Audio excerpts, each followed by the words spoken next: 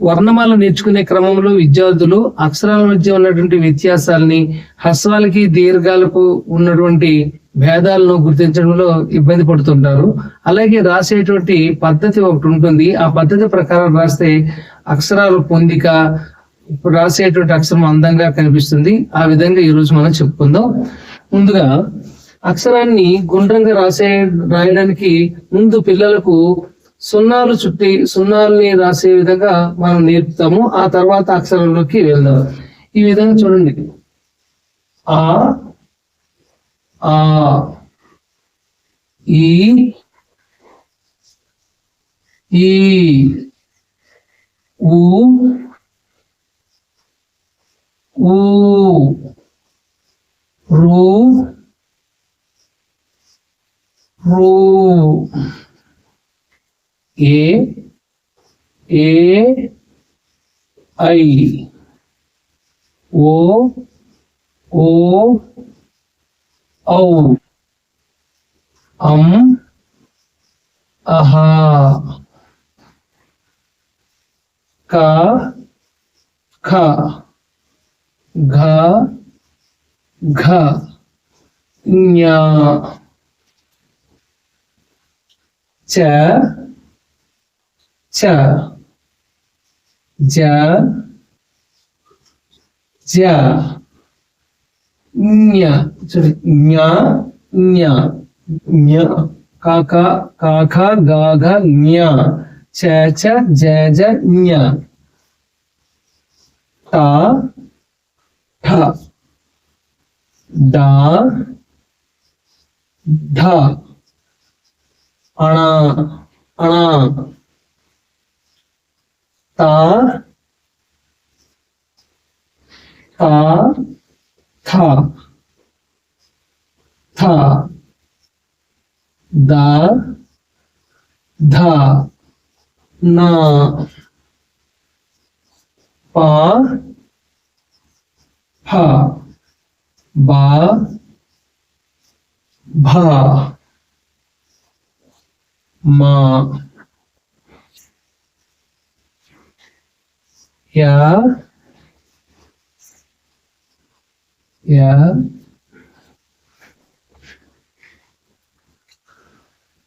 ర ల వ షే ష చూడండి స హ ళ ళ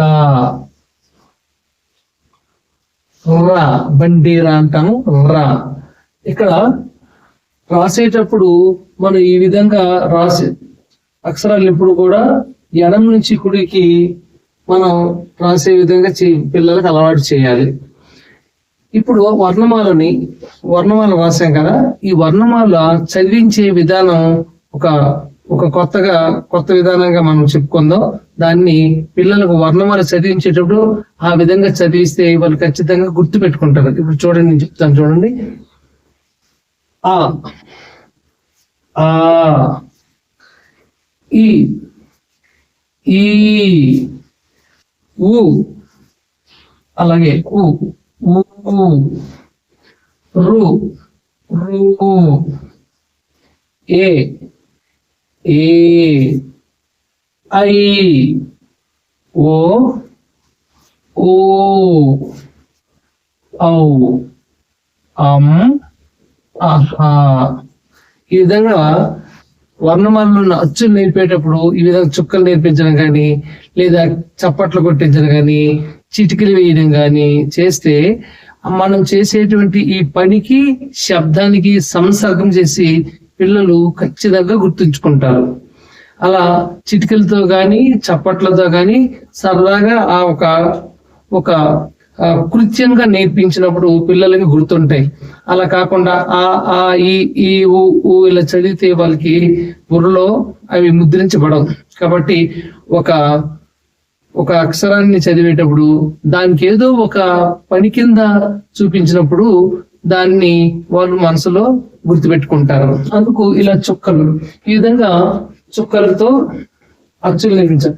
ఇక ఈ ఈ హల్లులు నేర్పేటప్పుడు అన్నిటికీ చూడండి, కా ఖ గా ఘ ఞ చ ఛ జ ఝ ఞ.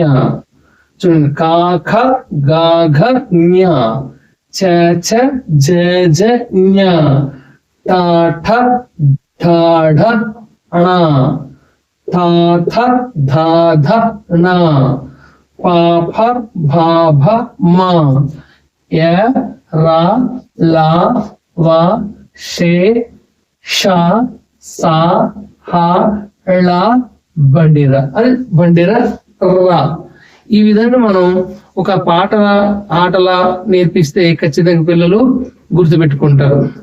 అలా చప్పట్లతో గాని చిటికలతో గాని నేర్పించవచ్చు. లేదా ఇద్దరిద్దరు పిల్లల్ని క్లాసులోనైతే లేదా ఇంట్లోనైనా ఇద్దరిద్దరు పిల్లలు ఉంటే ఒక చెమ్మ చెక్కలాగా కూడా ఆ అలా రెండింటితో అలా ఇద్దరు పిల్లలతో నేర్పించవచ్చు. ఈ విధంగా ఒక కృత్యంలా, ఒక ఆటలా ఇది నేర్పించేటప్పుడు పిల్లలకు గుర్తుంటాయి. ఈ విధంగా నేర్పిస్తారని ఆశిస్తున్నాం. తర్వాతను అక్షరాలు రాసేటప్పుడు రాసే విధానంలో సరైన పద్ధతి అవలంబించకపోవడం వల్ల, అక్షరాలు రాసేటప్పుడు సరైన పద్ధతి అవలంబించడం వల్ల పిల్లలు అక్షరాల్ని గుండ్రంగా రాయలేకపోతున్నారు. అక్షరాల్ని చాలా వికృత రూపంలో రాసేటువంటి పరిస్థితుల్లో వాళ్ళ యొక్క రైటింగ్ తర్వాత ఇటువంటి అర్థం కాని పరిస్థితిలో ఉంటుంది. అందుకు ఇక్కడ విధానంగా ఒక పద్ధతిని మనము చెప్పుకుందాం. ఆ పద్ధతి ఏంటనేది ముందుగా చెప్పుకున్నట్టుగానే అక్షరాలను ఎప్పుడు కూడా శ్రవ్య దిశలో మనము అక్షరాన్ని రాసేటువంటి పద్ధతి పిల్లలకి నేర్పాలి. శ్రవ్య దిశ, అపశ్రవ్య దిశ, clockwise, anticlockwise అలాగనమాట. అలా రాసే విధానం నేర్పుతూ ఆ రాసేటువంటి పద్ధతుల్లో సరైన పద్ధతి అవలంబించుకుంటే ఏ విధంగా రాయడం వల్ల తప్పులు వస్తాయి అని కూడా రాయొచ్చు. లేదు ఒక అక్షరానికి ఇంకొక అక్షరం రాసేటువంటి ప్రమాదం కూడా పిల్లలు ఉంటాయి, పిల్లలు చేస్తుంటారు. అవన్నీ ఇక్కడ చెప్పుకున్నారు. ఇక్కడ ఈ ఈ 6 అచ్చులు, ఈ 6 అచ్చులు రాయడంలో పిల్లలు ఒక అక్షరం బదులు ఇంకొక అక్షరంలా కనిపించే విధంగా రాయరు. ఈ మొదటి 6 అక్షరాలు, ఈ 6 అచ్చులు రాసేటప్పుడు పిల్లల్లో ఒకటి రాస్తే ఒకట్లా, ఇంకొకటి చూసే వాళ్ళకి చదివే వాళ్ళకి వేరేలా అర్థమయ్యే విధంగా ఉండదు. అవి అలాగే రాస్తారు, కాకపోతే చిన్నగా పెద్దగా ఇలా రాస్తారు. అది మనం సవరించడానికి గుండ్రంగా రాసే పద్ధతి నేర్పాలి. ఇప్పుడు శ్రవ్యదేశ అన్నాం కదా, శ్రవ్యదేశ అంటే ఈ విధంగా అన్నమాట. అంటే ఇటు నుంచి స్టార్ట్ చేసి ఇటువైపు రావడం, అలాగే ఇవి నేర్పిస్తాం. ఇక్కడ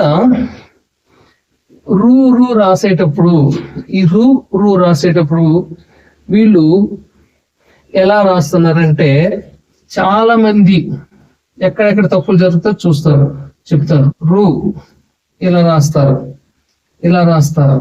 లేదంటే ఇలా రాస్తారు. ఇవన్నీ అంటే ఇక్కడ ఇలా రాసేటప్పుడు బూ అవుతుంది, రూ కాదు. కొంతమంది ఇలాగే వదిలేస్తుంటారు. పరీక్షలో రాసేటప్పుడు కూడా రూని ఇలా రాసి వదిలేస్తుంటారు. కాబట్టి ఇక్కడ రూ బదులు ఇలా బూ రాస్తే అక్కడ పదం తప్పు అయిపోతుంది. కాబట్టి ఖచ్చితంగా ఈ పద్ధతిలో, అంటే ముందు మనం బా రాసి, బా ఏ విధంగా ఉంటుందో అలా రాసి ఇంకోటి పెట్టి 2 పెట్టాలి. అంటే రెండు కొమ్ములు ఖచ్చితంగా పెట్టే విధంగా పిల్లలకి నేర్పించాలి. అప్పుడైతే రూ అవుతుంది. అందుకు ఈ రూ రాసేటప్పుడు చాలా మంది పిల్లలు బాక్కుమిస్తే బూ రాస్తూ అక్కడ తప్పు చేయడం జరుగుతుంది. తర్వాత ఈ దీర్ఘం కూడా సేమ్, దీర్ఘం రాసేటప్పుడు కూడా బూ రాసి దీర్ఘం పెట్టే విధంగా కూడా ఉంటుంది. అది అలాగే ఉంటుంది. ఇక్కడ ఏఐ ఇది పిల్లలు రాసేటప్పుడు కొంతమంది ఇలా రాస్తారు, ఇలా ప్రారంభిస్తారు. ఇలా ప్రారంభిస్తే తప్పులు ఖచ్చితంగా వస్తాయి. కాబట్టి ఇవి రాసేటప్పుడు ఇలా 0 పెట్టి దానికి అలా పొడిగించాలి. తర్వాత ఏ రాసేటప్పుడు దానికి ఇలా అనాలి. ఇది మాక్సిమం పిల్లల్లో కొంత తొందరగానే ఈ విషయాన్ని పట్టుకొని నేర్చుకోవడం జరుగుతుంది. ఇక ఈ ఐ రాసేటప్పుడు చాలా మంది ఇలా అంటారు, ఇలాగంటారు, అంటే ఇలా రాస్తారు, ఇలా కలుపుతున్నారు. నేను చాలా మంది పిల్లల్లో అలా రాయడం చూసా. అది ఇలా రాయడం వల్ల రాసేటప్పుడు ఎక్కువ సమయం తీసుకోవడం అవుతుంది. మన ఎగ్జామ్ లో ఆన్సర్స్ రాసేటప్పుడు అక్కడ రైటింగ్ అనేది చాలా వేగవంతంగా నడవదు, పైగా చూడడానికి అంత అందంగా అనిపించదు. కాబట్టి ఐ రాసేటప్పుడు దీనికి కూడా ఇలా సున్నా పెట్టి ఇలా అలా రాస్తే అయిపోతుంది. కొంతమంది ఈలా రాసి ఇలా పెడతారు, ఈలా రాసి ఇలా పెడతారు. ఇది కూడా తప్పే. కాబట్టి మళ్ళీ ఇది ఇలా రాసి ఇలా అందంగా రాస్తే చూడముచ్చటగా అనిపిస్తుంది. ఇది ఐ రాసేటప్పుడు ఈ విధంగా చూడాలి. ఇక ఓ విషయానికి వచ్చేటప్పటికి ఏమవుతుందంటే ఇలా రాస్తారు. చాలా మంది పిల్లలు ఓకి బాకి తేడా లేకుండా రాస్తారు. ఒక రాసే దగ్గర ఎన్ని బక, ఓ బదులు అంటే అది ఓలా కనిపించదు, అది ఖచ్చితంగా బాగా రాస్తారు. అయితే ఓలా కనిపించాలంటే ఏం చేయాలి అంతే. అంటే ఇప్పుడు ఇంచుమించు ఈ రెండు సమానంగా ఉన్నట్టు చూసుకోవాలి, లేదా కొంచెం పైకి వచ్చినా పర్వాలేదు తప్ప సగం కంటే ఇలా రాకూడదు. ఇంచుమించు ఇలా దీనికి సమానంగా ఉన్నట్టుగా చూసుకోవాలి. లేదు అంటే పిల్లలు కొంచెం ఇలా కాస్త అక్కడే రౌండ్ చేసి ఇస్తున్నట్టుగా నేర్పించినా తప్పులేదు. అంటే ఇలా రాసి ఇక్కడ కాస్త పైకి కాకుండా ఇక్కడికి వస్తా వంపు తిరిగినట్టు చేస్తే పిల్లలు ఖచ్చితంగా ఇక్కడ ఓని ఖచ్చితంగా రాస్తారు అన్నమాట. ఇక్కడ ఈ ఓ రాసేటప్పుడు బా రాసే విధంగా బా రూపంలో కనిపించే ప్రమాదం ఉంటుంది. ఈ విషయాన్ని గమనించి నేర్పించాలి. ఇక ఈ ఓ వచ్చిందంటే దీన్ని దీర్ఘం పెడతారు, దానికి ఏమి ఇబ్బంది ఉండదు. కాకపోతే ఇక్కడ అవ్వు దగ్గర వచ్చేసరికి ఏమవుతుందంటే ఇలా రాస్తారు. అది జాకు దీర్ఘం ఇస్తే జా అవుతుంది, జాకు దీర్ఘం ఇస్తే జా అవుతుంది.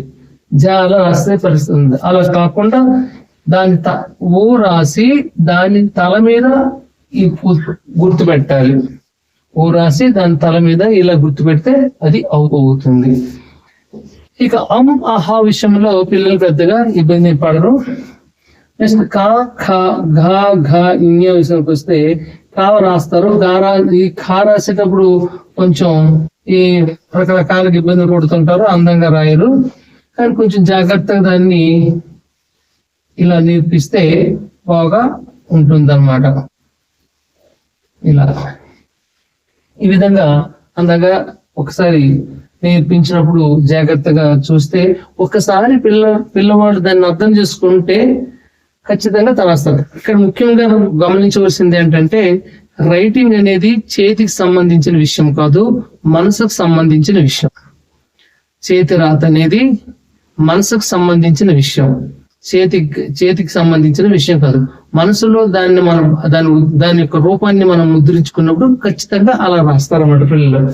ఇక ఘా విషయంకి వచ్చినప్పుడు ఘా రాసేటప్పుడు చాలా మంది ఇది ఇక్కడ పెడితేనే ఘా అవుతుంది, కొంతమంది ఇక్కడ ఇలా పెడతారు. ఇక్కడ పెడితే ఏమవుతుందంటే షా కొమ్మితే షూ, ఈ షాకి కొమ్ము పెడితే ఏమవుతుంది షూ అవుతుంది. అలా గా రాసేటప్పుడు షూ రాసే ప్రమాదం ఉంటుంది. ఆ విధంగా పిల్లల్లో అటువంటి ఆ గమనిక ఉండే విధంగా చూడాలి. దీన్ని రాసేటప్పుడు సున్నా పెట్టాలి, ఇలా రాయాలి. సున్నా రాసి దాన్ని కొన్ని అరసున్నాలు, సున్నా అరసున్నా అరసున్నా, ఇది సున్నా అరసున్నా అరసున్నా, రెండు అరసున్నాలు కలిపి పైన తలకొట్టు పెట్టి కింద దీనికి ఈ విధంగా నిలువు గీత గీస్తే అది ఘా అవుతుంది. ఈ విధంగా నేర్పించడం ఉత్తమం. తర్వాత ఇది రాసేటప్పుడు కూడా చాలా కొంతమంది కొంత ఇబ్బంది ఉంటుంది. ఇలా పైన పెడతారు, ఇక్కడ ఇక్కడ ఈ పైన పెట్టేటప్పుడు ఏమవుతుంది అంటే ఇది ఆ ఘాకి జాకి ఏమిటో తెలీదు కనుక ఏం లేకుండా ఒక సున్నా, ఒక పూర్ణ స్వరం, ఒక పెద్ద సున్నా రాసి దానికి తలకొట్టు పెట్టి ఆ తలకొట్టుకి ఒక 2 అరసున్నాలు తగిలించి కిందన ఈ నిలువు గీత గీయాలి. కింద నిలువు గీత గీయాలి. ఒక నిండు సున్నాకి 2 అరసున్నాలు జోడించి ఒక నిండు సున్నాకి తలకొట్టు పెట్టిన తర్వాత 2 అరసున్నాలు జోడించి నిలువు గీత కిందకి తీస్తే ఇది ఝ అవుతుంది. తర్వాతను ఇని కాదు ఇన్యా, దీన్ని ఇది రాసేటప్పుడు ఇబ్బంది ఉండదు. తర్వాత డాఢాన ఇవి కూడా పెద్ద ఇబ్బంది ఉండదు. కాకపోతే డా రాసేటప్పుడు దాగా మారే ప్రమాదం ఉంటుంది. ధా రాసేటప్పుడు డాలారు కనిపించే ప్రమాదం ఉంటుంది, గమనించవచ్చు. తర్వాత ఇక్కడ ఈ అణా దగ్గరకు వచ్చేసరికి చాలా మంది ఏం చేస్తారంటే ఇలా రాయకుండా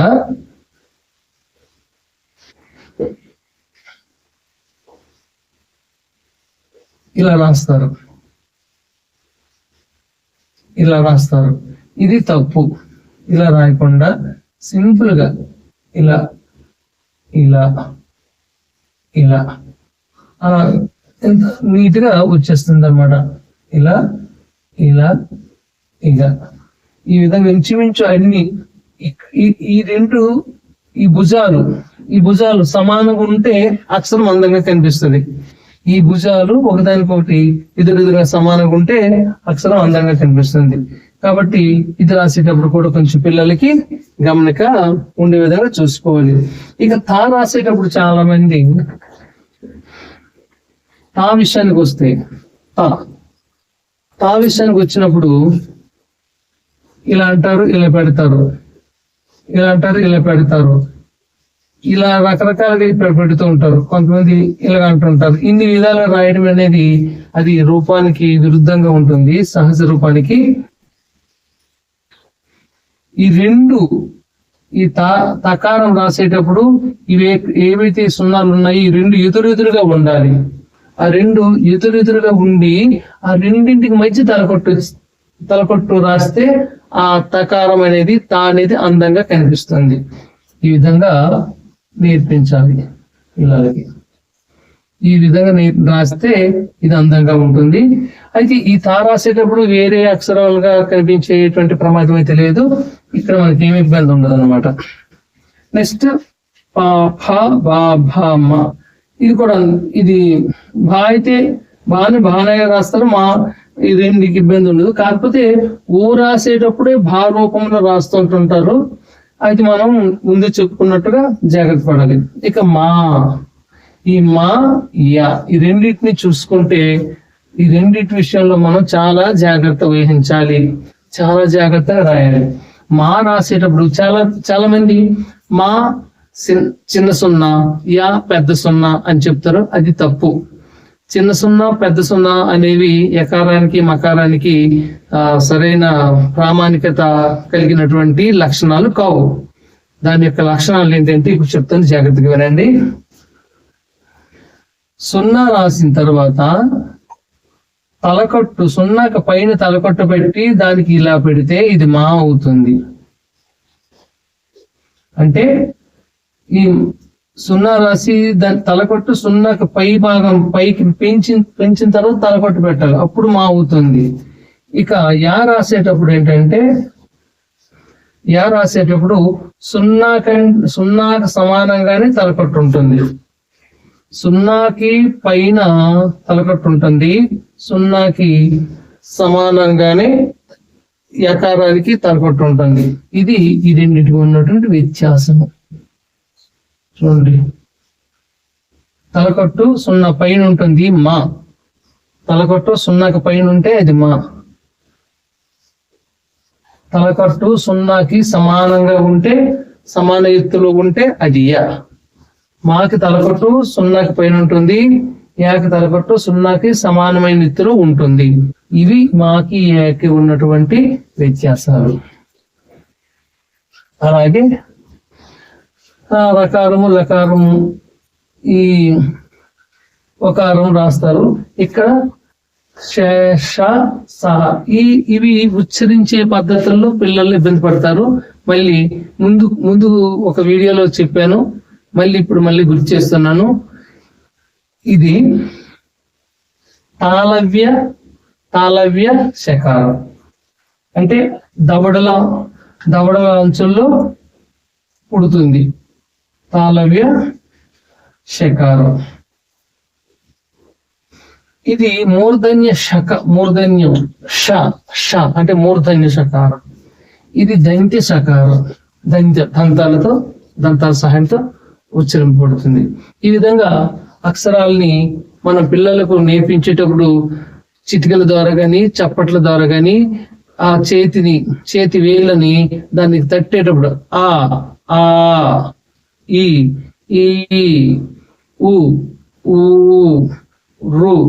రు ఏ ఐ ఓ ఔ అలా అన్నమాట. ఎందుకంటే ఆ లో ఆ శబ్దం ఉంది, మకారం యొక్క పులు శబ్దం కూడా ఉన్నది. కాబట్టి అహా అలా నేర్పించాలి. ఇక హల్లులన్నీ కూడా ఒక్కొక్క మాత్ర సమయంలో ఒకే మాత్ర కాలంలో ఉచ్చరింపబడతాయి. దాన్ని ఒక్కొక్క చిటికలో చెప్పొచ్చు. ఒక్కొక్క చిటికలో క ఘ ఘ ఞ చ ఛ ఝ ఝ ఞ త ఠ డ ఢ అణ థ థ ధ ధ న ప ఫ బ భ మ య ర ల వ షే ష స హ ళ బండిర. అలా పిల్లలకి చిటికల ద్వారా గాని తర్వాత చప్పట్ల ద్వారా గాని ఇలా వేళ్ళని తాకి క ఖ గ ఘ ఇన్య అలా నేర్పించడం వల్ల పిల్లలు వర్ణమాలని తొందరగా నేర్చుకుంటారు, గుర్తుపెట్టుకుంటారు. ఆ విధంగా పదాలలో రాసేటప్పుడు చదవడానికి ఇబ్బంది ఏమి పడరు. పదాలు రాసేటప్పుడు పదాల్లో అక్షరాలు కనిపించగానే ఖచ్చితంగా వాటిని సరైన సముచితమైనటువంటి ఉచ్చారణతో పలుకుతారు, చదువుతారు. ఈ విధంగా మళ్ళీ తదుపరి వేరే క్లాసులో మరొక అంశంతో కలుసుకుందాం. మొదటిసారి ఈ ఛానల్ చూస్తున్న వారు సబ్స్క్రైబ్ చేయండి, లైక్ చేయండి, షేర్ చేయండి. అందరికీ నమస్కారం. జై హింద్.